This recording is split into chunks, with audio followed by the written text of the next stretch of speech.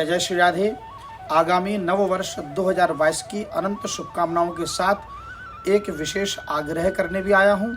बहुत से भक्तों का आग्रह था कि नव वर्ष की संकल्प और हैप्पी न्यू ईयर्स रेजोल्यूशन क्या होनी चाहिए। तो देखिए, सबसे पहले तो मैं ये स्पष्ट कर दूं कि हम सनातनी हिंदू अपना नववर्ष चैत्र शुक्ल प्रतिपदा से मनाते हैं और चूँकि वर्तमान में अंग्रेजी नववर्ष भी एक वैश्विक और सार्वभौम हो गया है, लगभग सभी मनाते हैं सभी देशों में, तो हम जानबूझकर इसकी अनदेखा नहीं कर सकते। तो इसलिए जब सब मनाते हैं तो हम भी उनका साथ देने में कोई इनकार नहीं है, किंतु इसको शास्त्र सम्मत रूप से यदि हम करें तो अच्छा है। ये जो आजकल जो पश्चिमी सभ्यता का अंधानुकरण करते हुए रात को 12 बजे जो हुड़दंग करते हैं और शराब शबाब और कबाब के साथ मौज मस्ती के साथ जो करते हैं, मैं इसके पक्ष में बिल्कुल भी नहीं हूँ। और मेरा ये कहना है कि ये हर्ष उल्लास तो हो, मौज मस्ती ना हो, प्रभु की भक्ति के साथ हो, मर्यादा में हो, और ताकि हमारा जो आने वाला वर्ष हो वो उत्कर्ष का कारण बने, न कि पतन का कारण बने। और ये नववर्ष इन आशाओं के साथ हो कि बीते वर्ष के दुर्गुणों का परित्याग हो सके और नवीन वर्ष मंगलमय हो, शुभ हो।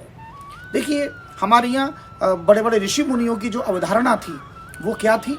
वो थी कि सूर्य संवेदना पुष्पे दीप्ति कारुण्य गंधेन लब्धा शुभम नव वर्षेस्मिन् कुर्यात सर्वस्य मंगलम। क्या कह रहे हैं कि नववर्ष किस प्रकार होना चाहिए? तो नववर्ष सूर्य संवेदना पुष्पे, 3 वस्तु की इसमें उपमा दी गई है कि सूर्य की तरह, संवेदनाओं की तरह और पुष्प की तरह। बोले कैसे? बोले दीप्ति कारुण्य गंधेन, जैसे सूर्य के उजाले के साथ नववर्ष का स्वागत होना चाहिए, रात के अंधेरे में नहीं। और संवेदना में करुणा का प्रकट होता है, किसी के प्रति दया हो, करुणा हो। और नंबर 3 पुष्प की तरह खुशबू हो, जो सुगंध बिखेरने वाला हो। ये ना हमारा चरित्र और हमारा जो व्यक्तित्व ऐसा होना चाहिए, हमारे सत्कर्म ऐसे होने चाहिए जो पूरे समाज को आलोकित करे, पुष्पित करे और खुशबू से भर दे सबके जीवन को, है ना। तो लब्धा शुभम नववर्षेस्मिन्, और ये नववर्ष सबके लिए शुभमय हो, कल्याणकारी हो। और देखिए, रेजोल्यूशन क्या करें और क्या नहीं करें इसकी चर्चा बाद में। पहले हम सबको परमात्मा ने जब ये शरीर दिया, अनमोल शरीर, तो उन्होंने 5 गेंदें हम सबको दी हैं। इनमें से 1, 2, 3 ये तीनों गेंदें हैं रबड़ की गेंदें, स्पंज की गेंदें, यानी सॉफ्ट है, नरम है। और इन तीनों गेंदों का स्वभाव है कि एक बार हाथ से गिर जाए तो उछलकर पुनः हाथ में आ जाती हैं। और बाकी जो 2 गेंदें वो कांच की गेंदें, एक बार हाथ से फिसल जाए तो फूट जाती हैं। ये 3 गेंद कौन कौन सी? तो सबसे प्रथम गेंद है व्यापार अर्थात बिजनेस, दूसरा है संपत्ति यानी आपकी प्रॉपर्टी, और जो तीसरी गेंद है वो है आपके मित्र, आपके फ्रेंड्स। ये तीनों गेंद यदि हाथ से फिसल जाए, गिर जाए, तो दोबारा प्राप्त हो सकते हैं। एक बार यदि खो जाए, बिजनेस यदि एक बार नष्ट हो जाए, क्या फर्क पड़ता है? दोबारा फिर कठोर परिश्रम करेंगे, व्यापार की वृद्धि संभव है। और संपत्ति भी, एक बार संपत्ति का नुकसान हो जाए, संपत्ति खो जाए, दोबारा अर्जित किया जा सकता है। और मित्र भी, जिस परिस्थिति में जाओ, जिस फैक्ट्री में जाओ, जिस कक्षा में जाओ, जिस कॉलेज में जाओ, तो नई नौकरी में जाओ, नए शहर में जाओ, नई बस्ती में जाओ, तो नए मित्र मिल जाते हैं। तो अर्थात ये तीनों यदि एक बार हाथ से फिसल भी जाए, खो जाए, तो इनकी भरपाई हो सकती है। किंतु जो शेष 2 गेंद हैं, इन दोनों गेंदों की भरपूर रक्षा करनी चाहिए। और वो है, एक है हमारा अपना शरीर और दूसरा है हमारा अपना परिवार। शरीर की रक्षा सबसे पहले, इसीलिए सर्वे भवन्तु सुखिनः सर्वे सन्तु निरामया, सभी निरोगी बने।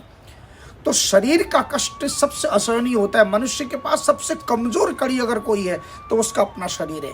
इस शरीर के रोग मिटाने के लिए आप नव वर्ष में रेजोल्यूशन लीजिए, संकल्प लीजिए कि ब्रह्म मुहूर्त में उठेंगे, यानी 4 और 6 के बीच में बिस्तर छोड़ दें, शैया छोड़ दें, चाहे कितने भी कष्ट क्यों ना हो, पर ब्रह्म मुहूर्त में उठने का संकल्प लीजिए। और नंबर 2 संकल्प लीजिए नाम जप करने का, क्योंकि नाम जप करने से अनंत जन्मों के भी जो आपके प्रारब्ध हैं, संचित कर्म है, जो कहते हैं ना कि पूर्व जन्म कृतम पापम व्याधि रूपेण बाधते, पूर्व जन्म का किया हुआ जो अनंत पाप हैं वो व्याधि के रूप में, रोगी के रूप में, शोक के रूप में प्रकट होते हैं, कष्ट के रूप में। तो जब आप अत्यधिक नाम जप करेंगे तो इस नववर्ष में संकल्प लीजिए ना, 64 माला, 1 लाख, हम सब लखपति बने, नाम के धनी बने, ऐसा, और व्याकुल होकर भगवान का नाम जपें। ये 2 संकल्प करें आप। और नंबर जो 5वीं गेंद है वो है हमारा अपना परिवार।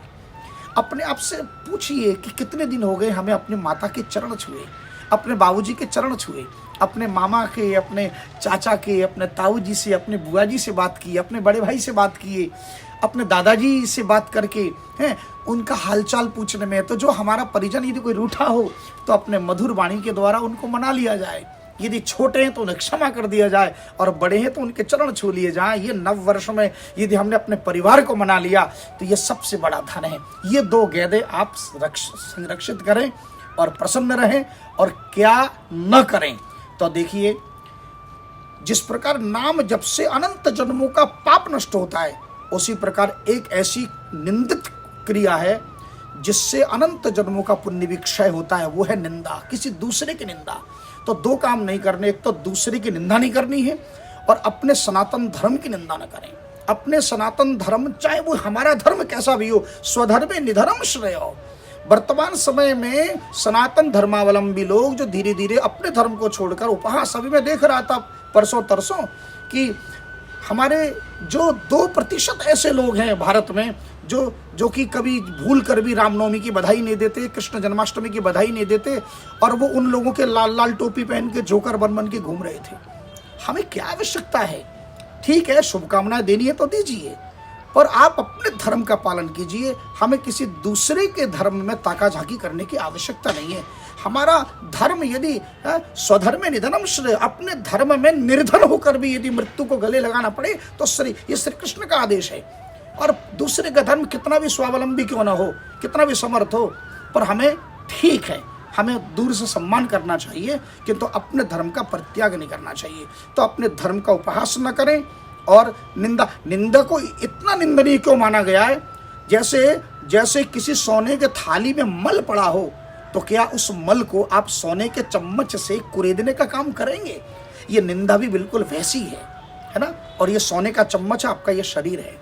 तो ये इसलिए दूसरे की निंदा करने से आप अपने, कितना महंगा सौदा है, आप सोचो जरा, कि आप अपने अनंत जन्मों में जो पुण्य किया वो पुण्य आप उसकी निंदा करके आप अपना पुण्य उसे दे रहे हो और उसके पाप कर्म आप भोग रहे हो, हैं?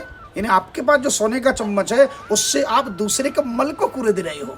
इसलिए दूसरे की निंदा बिल्कुल न करें, दूसरे के धर्म की निंदा भी न करें, दूसरे के धर्म को भी दूर से प्रणाम करें, सम्मान करें, और अपने धर्म को बिल्कुल न छोड़ें, परित्याग न करें। इसलिए नव वर्ष का आप ये रेजोल्यूशन और ये 5 गेंदों को संरक्षित करें, स्वस्थ रहें, सुखी रहें। यही शुभकामना आप सबके लिए। नव वर्ष 2022 अति मंगलमय हो। जय जय श्री राधे।